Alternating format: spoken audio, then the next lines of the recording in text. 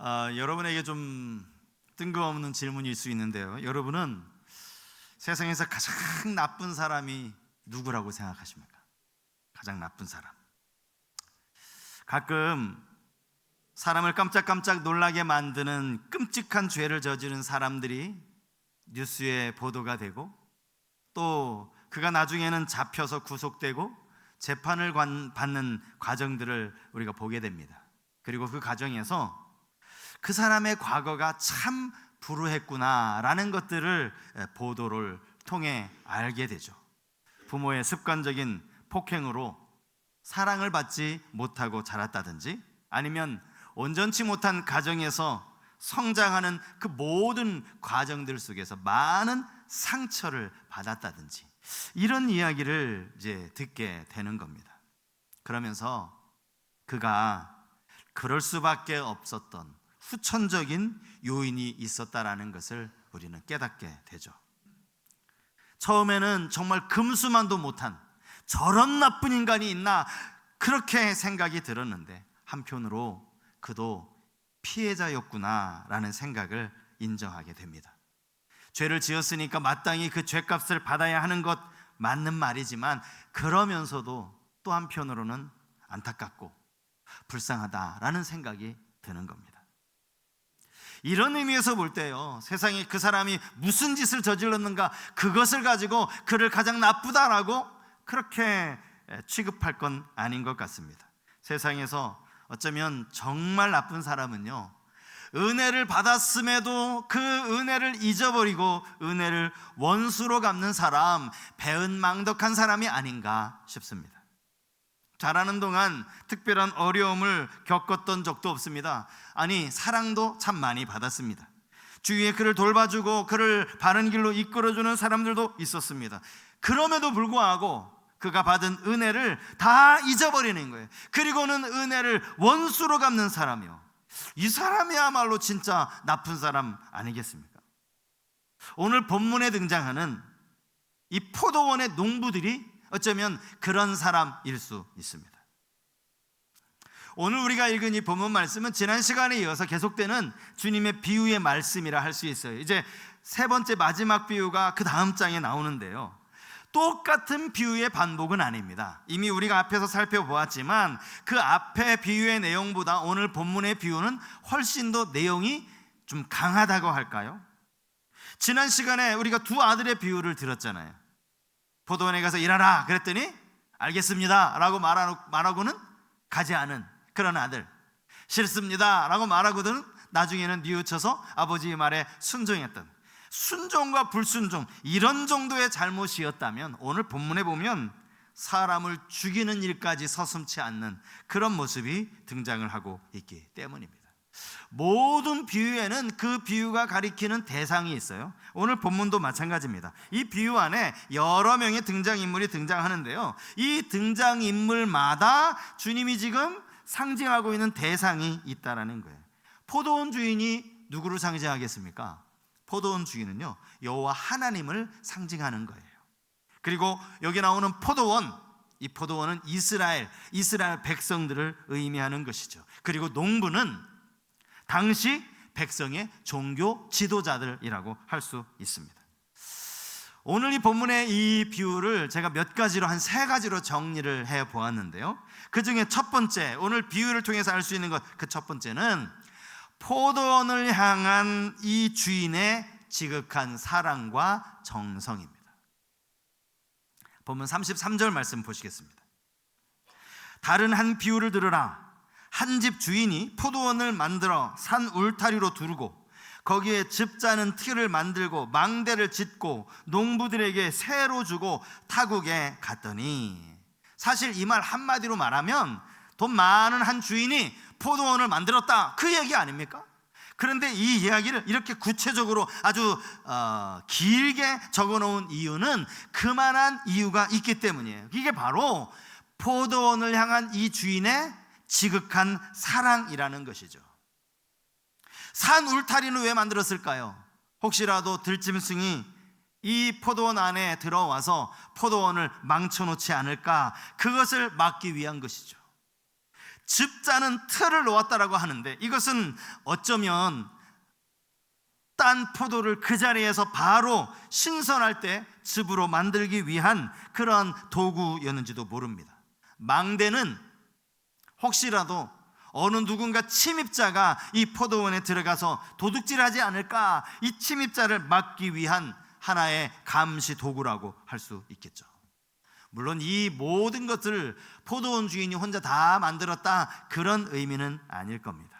그럼에도 불구하고 이렇게 적어놓은 이유는 이 포도원 주인이 그냥 사람에게 맡긴 것이 아니라 그거 하나하나를 일일이 관심 가지고 지켜보고 정성스럽게 이 모든 것들을 세워갔다, 그런 의미의 말씀이에요. 이 주인의 사랑입니다. 주인의 정성입니다. 본문은 이사야 5장에 나오는 말씀과 상당히 비슷한 부분이 있는데요, 이사야서 5장 1절과 2절 말씀 제가 한번 읽어드리겠습니다. 나는 내가 사랑하는 자를 위하여 노래하되 내가 사랑하는 자의 포도원을 노래하리라. 내가 사랑하는 자에게 포도원이 있으며 심히 기름진 사내로다. 땅을 파서 돌을 제하고 극상품 포도나무를 심었도다. 그 중에 망대를 세웠고 또 그 안에 술틀을 팠도다. 좋은 포도 맺기를 바랐더니 들포도를 맺었도다. 여기서도 마찬가지로 지금 선지자가 이야기하는 내가 사랑하는 자, 여호와 하나님을 의미하는 것이죠. 내가 사랑하는 자의 포도원, 이스라엘을 의미하는 말씀입니다. 하나님은 이 포도원을 위해서 온갖 정성을 다 기울이고 계세요. 땅을 파고 그 안에 있는 돌들을 다 끄집어내십니다. 그리고는 거기에 극상품, 가장 좋은 포도나무를 심죠. 포도나무를 심는 것으로 그친 게 아니에요. 이제는 망대도 세우고 술틀도 팠다. 오늘 본문과 상당히 비슷한 내용이 기록되어져 있습니다. 이것이 이스라엘을 향한 하나님의 사랑이었다라는 겁니다. 당신의 백성들을 향한 하나님의 사랑은 성경 여러 곳에서 찾아볼 수 있습니다. 호세아 11장 1절 말씀에 보면 여기 이런 말씀이 나오죠. 이스라엘이 어렸을 때에 내가 사랑하여 내 아들을 애굽에서 불러냈거늘. 하나님이 이스라엘을 사랑하시는데 어렸을 때부터 사랑했다. 여기 어렸을 때 사랑했다라는 그 말, 아이는요 사랑을 받을 줄만 알지 그 사랑에 보답할 줄 몰라요. 아직 어리니까. 어렸을 때 사랑하였다라는 이 말은 한마디로 하나님의 일방적인 사랑을 의미하는 거예요. 사랑을 깨닫지도 못하고 받은 사랑을 돌려줄지도 모르는 그런 어린아이와 같은 이스라엘을 그때부터 끝까지 사랑하는 하나님의 사랑, 그래서 그들을 애굽 땅에서 불러내신 것 아닙니까? 세상을 향한 하나님의 그 사랑 때문에 하나님은 하나밖에 없는 독생자 예수 그리스도를 이 땅에 내어주셨습니다. 우리로 하여금 우리가 받을 그 모든 죄의 짐을 주님이 대신 담당하게 하시고 그분의 그 십자가를 통하여 우리를 하나님 자녀 삼아주셨습니다. 하나님이 세상을 사랑하셨다, 이게 복음의 시작이고 복음의 끝입니다. 아니, 이게 복음의 전부입니다. 하나님은 당신을 사랑하십니다. 여러분, CCC에서 나오는 아주 작은 소책자 사형리라고 하는 소책자가 있어요. 그 소책자의 첫 번째 영적인 원리 가운데 첫 번째가 바로 이것 아닙니까? 하나님은 당신을 사랑하시며 당신을 향한 놀라운 계획을 가지고 계십니다. 우리가 전도하면서 가장 먼저 하는 이야기가 이거예요. 하나님 당신 사랑하신다. 우리는 이 사랑을 알아요. 꽤 오랫동안 들어왔습니다. 그런데 머리로만 알면 안 되는 것이죠. 이 사랑을 마음으로 느낄 수 있어야 한다는 거예요. 성경이 가르치는 핵심 진리가 하나님의 사랑이라면 우리가 그냥 그렇게 사랑하셨나 보다, 뭐 하나님이 우리를 사랑하셨으니까 하나님은 사랑이라고 그렇게 성경에 나와 있겠지. 여러분, 이렇게 이해하시면 안 돼요. 하나님의 사랑을 우리가 느낄 수 있어야 돼요. 바울이 이야기했던 것처럼 그리스도의 사랑을 우리가 알되 그 너비를 알고 그 깊이를 알고 그 높이를 알고 그 길이를 알아야 돼요. 이거를 깨닫는 은혜가 여러분 모두에게 있기를 축복합니다. 여러분, 왜 신앙생활이 힘들고 왜 봉사하는 게 어려운 줄 아십니까? 아직 우리가 이 그리스도의 사랑을 잘 모르기 때문 아닐까요? 그리스도의 사랑을 안다면 오늘 우리가 이렇게 하나님 전에 나와서 하나님을 아버지라 부르고 예배할 수 있는 이 자리에 나올 수 있다는 것, 이게 얼마나 감격스러운 일입니까? 하나님의 사랑, 포도원을 향한 그 주인의 사랑은 오늘 우리를 향한 하나님의 사랑을 보여주는 것입니다. 오늘 본문의 비유에서 알 수 있는 두 번째 사실은 그럼에도 불구하고 이 포도원 농부들의 난폭함에 있습니다. 이 포도원이 농부들이 얼마나 난폭한지 오늘 성경에 그대로 나와 있는데요, 포도원 주인은 자기가 이렇게 정성을 들여서 만든 포도원을 농부들에게 새로 주고 타국으로 갔다, 성경은 그렇게 기록하고 있습니다. 사실 이것은요, 얼마든지 그 당시뿐만 아니라 오늘 이 시대에도 얼마든지 있을 수 있는 일입니다. 돈 많은 부자가 얼마든지 자기 돈으로 포도원을, 저 시골에서 포도원을 샀어요. 하지만 이 주인의 집은 도시에 있어요. 그러니까 그냥 농부에게 맡기고 거기를 떠나오는 것이죠. 모든 권한을 농부에게 다 위임해 준 겁니다. 자기가 그랬던 것처럼 이 농부들도 이 포도원을 정성스럽게 잘 가꿀까? 잡초도 뽑아주고 정성스럽게 가지도 쳐주고 그렇게 잘 가꿀 수 있을까? 라는 것을 주인이 한번 확인해 볼 법도 한데, 오늘 성경에 보니까 그걸 확인했다는 말이 없어요. 그냥 모든 거 다 맡기고 포도를 따는 일까지 다 맡겨버린 겁니다. 그리고 주인이 이들에게 원한 건 자기 몫의 포도 열매 얼마였어요. 포도 열매를 거둘 때가 되었을 때 주인은 자기 종들을 농부에게 보내죠. 그리고 그 종들로 하여금 포도 열매의 얼마, 이 주인의 몫을 받아오도록 시킵니다. 마가복음 12장에도 오늘과 똑같은 말씀이 나오는데, 거기에도 보면 포도원 소출 얼마를 받으려고 종들을 보냈다, 이렇게 나와 있어요. 포도원을 농부들에게 맡겼으니 그들이 다 농사짓고 열매를 따고 할 것이요, 주인이기 때문에 그 소출의 얼마를 얼마든지 받을 수 있는 당당한 권리가 있는 거예요. 그래서 보낸 겁니다. 그런데 농부들이 이 종들을 어떻게 했다라고 성경이 나옵니까? 보면 35절 말씀이죠. 농부들이 종들을 잡아 하나는 심히 때리고 하나는 죽이고 하나는 돌로 쳤거늘. 지금 주인으로서는 전혀 예상치도 못했던 일이 벌어진 겁니다. 주인이 보낸 종들은요, 사실 농부에게 잘못한 게 하나도 없습니다. 주인이 시키는 대로 그냥 농부를 찾아갔을 뿐이고, 그들을 위협한 것도 아니고 뭐 그들에게 부당한 것을 요구한 것도 아니에요. 그냥 주인에게 해당하는, 애초에 약속이 되었겠죠. 그 약속한 몫만 떼어서 주면 되는 거예요. 그런데 이해할 수 없는 일이 벌어진 거예요. 그들을 돌로 치는가 하면, 그들을 때리는가 하면, 심지어 그들을 죽이기까지 했다라는 거예요. 그런데요, 더 이해할 수 없는 게 있어요. 이 소식을 주인이 듣지 않았습니까? 그런데 그 소식을 전에 듣고서는 주인이 한 행동이 이것입니다. 다른 종들을 보냈다. 또 다른 종들을 보낸 거예요. 물론 처음보다 더 많이 보냈다라고 성경은 말씀하고 있는데, 이 많이 보낸 이유가 무엇인지 성경은 정확하게 말씀하고 있지는 않아요. 분명한 것은 많은 종들을 보내서 지난번에 했던 그 농부들을 심하게 꾸짖으려고, 그들을 위협하려고, 그들을 혼내주려고 그랬던 것은 아닌 것 같아요. 왜냐하면 그렇게 많은 종들을 보냈지만 그들도 똑같이 농부에게 당하거든요. 성경을 보십시오. 농부는 그들에게도 앞에 종들에게 했던 것과 똑같이 행했다라고 나옵니다. 그들 중에 몇 사람은 또 때렸고요, 그들 중에 몇 사람은 죽였고요, 그들 중에 몇 사람은 돌로 쳤다라는 거죠. 여러분, 이건 한 번 있었어도 일어날 수가 없는 일인데, 이 일이 지금 2번씩이나 일어난 거예요. 주인의 명을 받들어서 보낸 그 종들을 이 포도 농부가 이렇게 대우를 한 겁니다.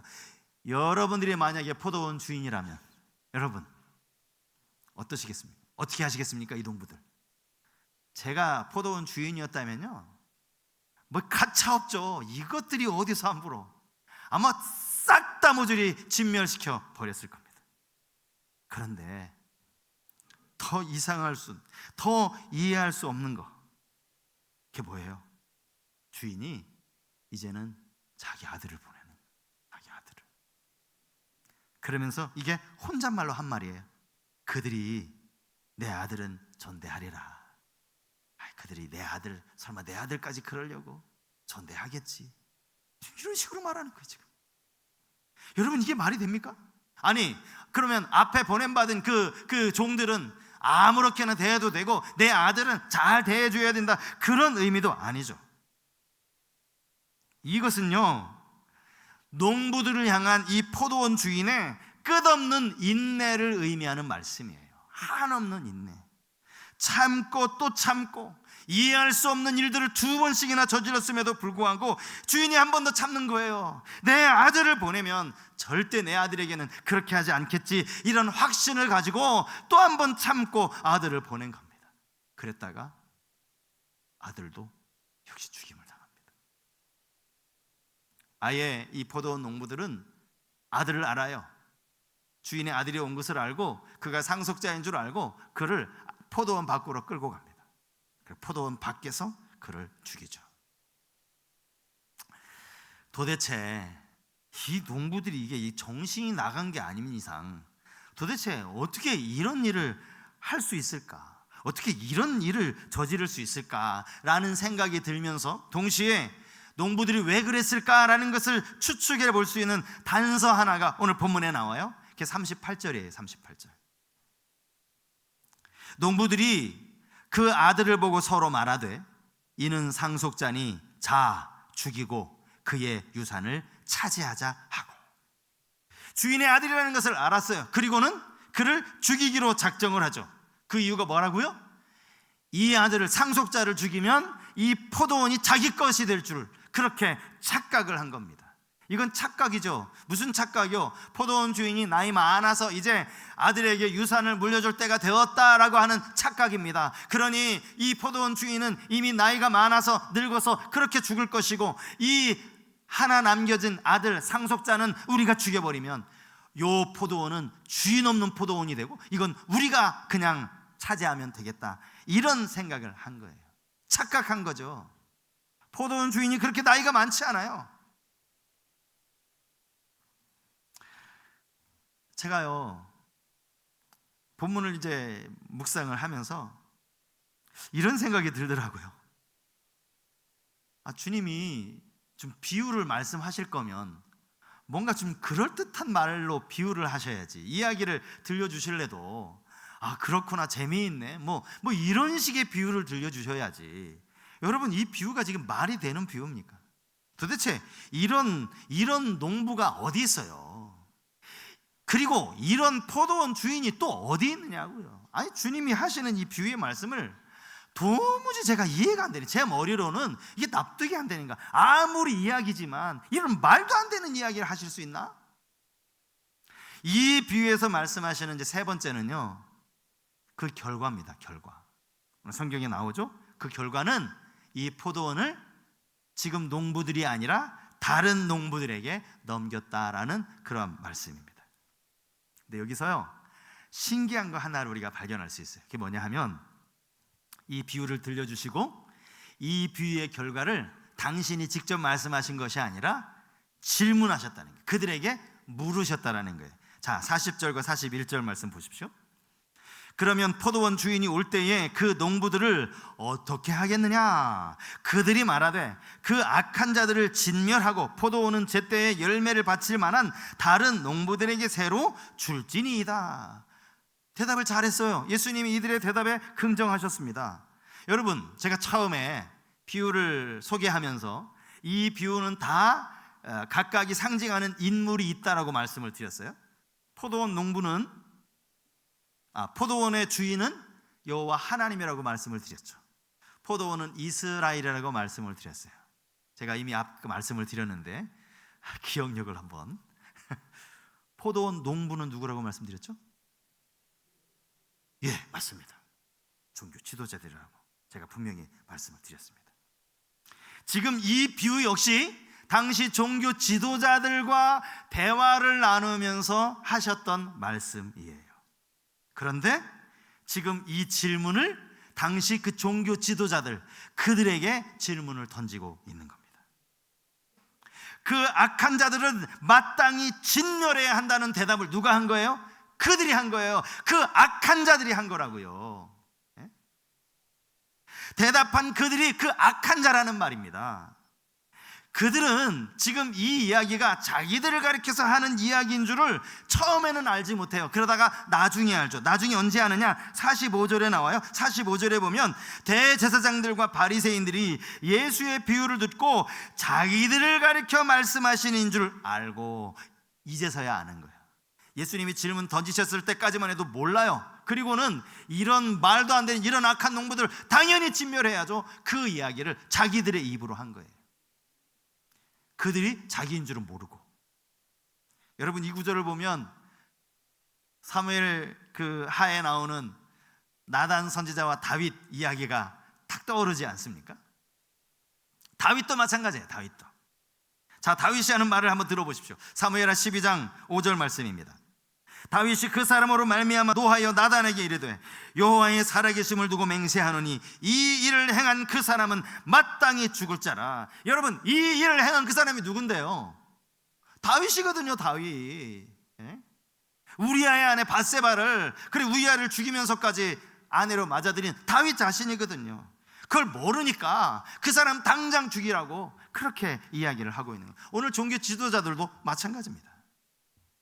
이 비유의 말씀은 당시 이 종교 지도자들, 백성을 이끌어가야 하는 이 종교 지도자들 뿐만 아니라 당시 유대인들, 하나님의 아들 예수 그리스도를 믿지 못하고 그를 십자가에 못 박은 자들, 그들에게 하시는 말씀이라 할 수 있습니다.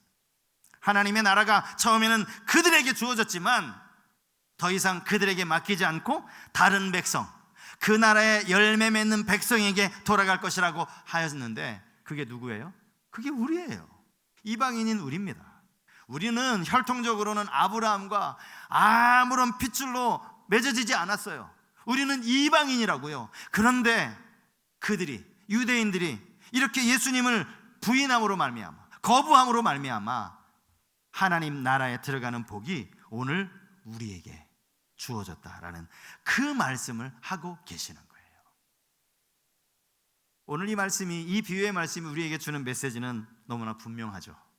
첫 번째는 하나님이 포도원을 사랑하듯 하나님이 우리를 여전히 끊임없이 사랑하신다라는 사실이고, 뿐만 아니라 포도원 농부를 참으시듯 하나님은 여전히 우리를 참고 인내하신다라는 사실입니다.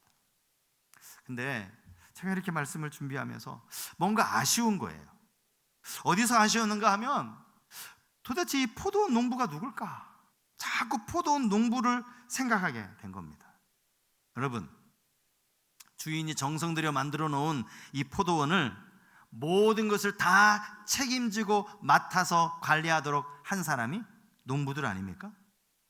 그러면 이 포도원 주인이 참 사람은 착하고 선한데 사람을 보는 눈이 없어가지고, 딱 보면 저 사기꾼이고 딱 보면 도둑놈이고 저 욕심 많은 사람인 거, 그걸 볼 줄 아는 눈이 없어서 사람을 제대로 못 봐서 얼토당토하는 농부에게 이 포도원을 맡긴 겁니까? 그게 맞습니까? 하나님이 그런 분이십니까? 그렇지는 않잖아요. 포도원 주인이 정말 사람 보는 눈 없어가지고 맡겨서는 안 될 그 농부들에게 맡긴 거냐고요. 그건 아니다 싶은 거죠. 제가 믿기로는 이 농부가요, 이 주인이 오래전부터 알아오는 그 기간 동안 이들은 정말 이 주인이 보기에도 너무나 성실하고 너무나 부지런하고 너무나 일 잘하는 그런 농부였을 거예요. 그래서 주인이 생각하기에 내가 나중에 포도원을 지으면 저들에게 맡겨야지, 이런 생각을 가질 만큼 그렇게 성실한 사람이었다라는 겁니다. 그래서 맡긴 거라는 거죠. 문제는 시간이 지나면서, 처음에는 감사한 마음으로 포도원을 맡았는데 시간이 지나면서 그 마음속에 욕심이 생겨요. 이 포도원 내 거였으면 좋겠다, 이 포도원 주인이 나였으면 좋겠다, 이런 욕심이 생긴 거죠. 그리고 그 욕심을 방치하고 나니까 욕심이 죄가 되고 죄가 사망을 낳는 그런 결과를 낳고 말았다는 거예요. 여러분, 당시 종교 지도자들을 우리는 잘 모르면서 그 대제사장들, 그 예수님이 얼마나 욕한 사람들이, 그 서기관 바리새인들 다 독사의 자식들이야, 여러분 그렇게 말씀하시면 안 돼요. 그들이 처음부터 그랬습니까? 아닙니다. 처음에는 하나님의 말씀을 가르치는 이 일을 얼마나 정성스럽게 감당했겠습니까? 그들이 처음부터 외식적인 사람이었을까요? 저는 그렇지 않다라고 믿습니다. 시간이 지나면서 자연스럽게 그 안의 믿음이 변질됩니다. 어제 우리 교회 이제 임직 예배가 있었어요. 아시는 것처럼 우리 교회 이제 12분의 안수 집사님 또 권사님들을 세우는 임직식이 있었습니다. 제가 말씀을 전하고 또 임직식을 이렇게 쭉 집례를 하면서 문득 제가 오래전에 그 강도사 인허 받았을 때가 생각이 났습니다. 저는 그때 뭐 결혼도 하지 않았고 사역을 여기 성남에서 했었어요. 성남의 작은 교회에서 이제 교육 전도사로, 아직까지는 전도사로 사역을 하고 있었습니다. 그리고 학교를 졸업했으니 성남 그 태평동에 제가 조그만 자취방을 하나 얻어서 혼자 자취를 하고 지냈었습니다. 강도사 인허를 아마 앞둔 시점이었던 것 같아요. 도저히 그냥 강도사 인허를 제가 받을 수가 없겠더라고요. 그래서 수동 기도원이라는 기도원을 올라갔습니다. 3일을 그곳에서 금식했습니다. 제 마음이 이랬습니다. 이제 내가 강도사가 되는구나. 내가 앞으로 어떻게 사역을 해야 되는 거지? 도대체 내가 뭘 잘할 수 있는 거지? 이제 내가 강도사가 된다고? 내가 이 일을 감당할 수 있을까? 두려웠습니다. 자신이 없었습니다. 그래서 금식하면서 하나님께 기도했어요. 하나님, 저 강도사 된다는데 저 좀 도와달라고. 제가 어떻게 이 사역을 할 수 있겠느냐고. 지금 생각해 보면요, 적어도 그때 그 마음은 참 순수했다 싶습니다. 그리고 시간이 한참 지나면서 어느덧 알게 모르게 변질되어져 버린, 저도 변질이 됐더라고요. 변질되어 버린 저의 모습을 보게 된 겁니다. 어제 임직 받으신 집사님과 또 권사님들 뿐만 아니라 이 가운데 벌써 오래전에 임직을 받고 또 직분을 받으신 우리 모든 분들, 저를 포함해서 우리 모두가 결코 잊어서는 안 되는 거, 그게 뭔지 아십니까? 첫 마음이에요. 첫 마음. 하나님, 저 어떻게 해요? 저 강도사 되래요. 하나님, 저 어떻게 해요? 그 첫 마음이요. 하나님, 제가 장로가 된답니다. 하나님, 제가 이 교회 안수집사가 되는 겁니까? 어떡합니까? 저는 능력이 없는데 어떡합니까? 이 첫 마음 말이에요. 에베소서 3장 8절에 보면 바울이 이런 고백을 합니다. 모든 성도 중에 지극히 작은 자보다 더 작은 나에게 이 은혜를 주신 것은 측량할 수 없는 그리스도의 풍성함을 이방인에게 전하게 하시고. 이게 바울의 고백인데요, 에베소서가 기록될 그 당시 바울은 감옥에 있었죠. 옥중서신이니까요. 이미 이때는 바울이 여러 차례 전도 여행을 하고 그가 열심히 복음을 위해서 사도로서 그렇게 쓰임받고 있던 때입니다. 그런 그가 뭐라고 고백하는 거예요? 자기 자신에 대해서 뭐라고 고백하는 겁니까? 지극히 작은 자보다 더 작은 자라고 자기를 그렇게 고백하는 거예요. 적어도 이 말씀만 보면 바울은 초심을 잃지 않은 거죠. 내가 이만큼 사도로 쓰임받고 내가 이만큼 많은 일을 했고 그럼에도 불구하고 나는 지극히 작은 자보다 더 작은 자라고 하는 이 마음. 오늘 우리 모두가 이런 마음으로 주님을 섬기지 않는 한 우리도 농부처럼 될 수 있어요. 우리도 이 포도 농부가 될 수 있다는 사실을 여러분 꼭 기억하실 수 있길 바랍니다. 그리고 우리에게 주신 그 첫 마음, 직분을 받았을 때의 그 첫 마음, 그 마음 늘 기억하면서 주님을 위해 기쁨으로 감사함으로 그 십자가의 전달자로 살아가는 여러분 모든 성도님 되실 수 있기를 주님 이름으로 축복합니다.